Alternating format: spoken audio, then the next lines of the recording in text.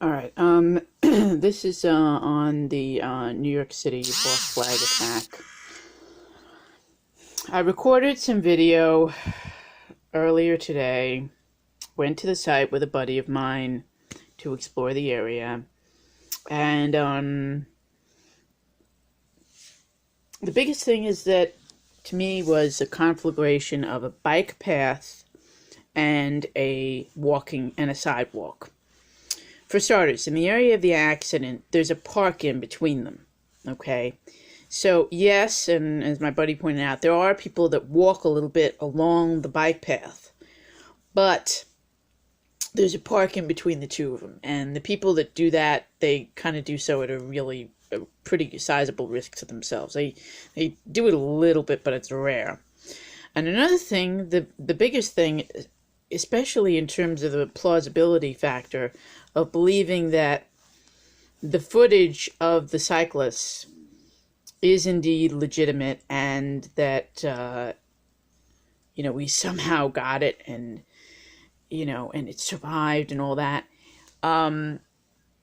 is that it wasn't, that footage that we saw of them, it wasn't taken anywhere near where the accident took place. I'd understand if the cyclists were hit and the footage came and it was within a couple blocks of way from where they were, from where they were hit, that we saw that footage of them. And the last couple of seconds was, was taken out and you couldn't view it, okay, or they saw something and therefore they stopped recording.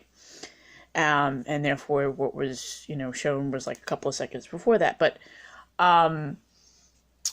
buddy of mine, we walked a sizable distance, okay, say at least half a mile or so. And, what we did was we walked from the end intersection across the street from Bedford-Stuyvesant, the high school, and then we walked up, in the opposite direction from where they were heading to the actual accident site. And the biggest thing is that the cyclists were shown in that video clip right up against the water, okay? And there was a line in between, okay, in terms of you could see the yellow line. Where the walking path was versus the bicycle lanes were, the sidewalk was right against the water.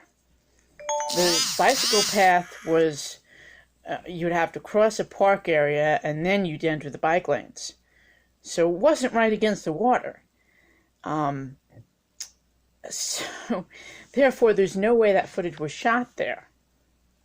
We're guessing, and we didn't do it today, but we'll probably maybe a week or so from now, we might take another trip out to the cloisters, which is what we suspect, where we suspect this video footage was taken. But frankly, it could be from there, it could be from anywhere. It wasn't really clear, except for, I say anywhere, but it sure as heck wasn't right over there. Again, it could, when I say anywhere, it could have been taken from another country. We really don't know. But again, I'm gonna check, within the next, I guess, is 1 to 2 weeks, I'm gonna check out the cloisters and see, maybe take another video there. But point blank, this is definitely a false flag. Bellevue Hospital, it's a long ways away. It's one of the farthest away hospitals from where this accident took place. But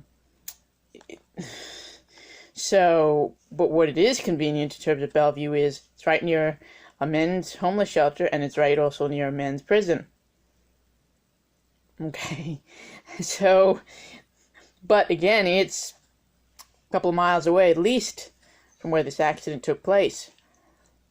So if this was really an accident, they wanted to get them urgent care, he wouldn't have been taken to Bellevue Hospital. No way. So, that's another key thing is that even if the bike path versus the sidewalk, they made that mistake. And oh, by the way, that quote of, Alu Akbar or whatever, that was from an unnamed anonymous source.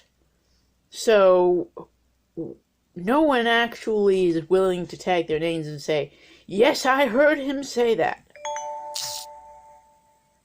Which means that can't be trusted either. So, okay, we've got bike path confused for cycling path. We've got wrong hospital used. We've got no footage of the actual bus. I haven't seen any pictures of it, neither has my buddy. And she, by the way, works right over there. Okay, she's a college math teacher. So, again, I also, enjoyed some food and, and stuff like that with her as well. We basically made a night of it. But again, my thing is that this is absolutely ridiculous. There's no way that this really occurred as they're saying on TV. Now, that being said, I really do think there are people that died. That really is a tragedy. Okay? I want to make that very clear. I also want to make it very clear that I'm not sure if we're ever going to figure out what happened. And that in so much as I'm going to look around, I don't really seriously think that I'm going to find out exactly what did happen. And I'm not going to spend every bit of strength I have on it, because in the long run, it's not going to help even if I figure it out.